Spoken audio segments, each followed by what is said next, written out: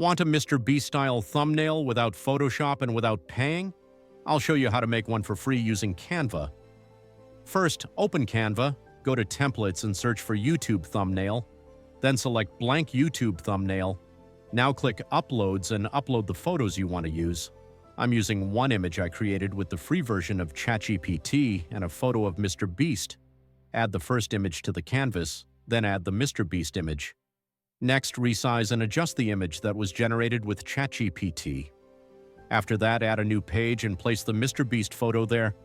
Click on the Mr. Beast image and select Remove Background. You can also use a PNG image from Google if you already have one without a background. Now go back to the first page and add both images together.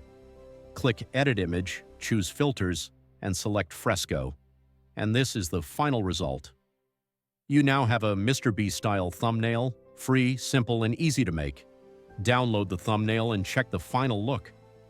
If you found this video helpful, don't forget to like and subscribe for more easy YouTube tips.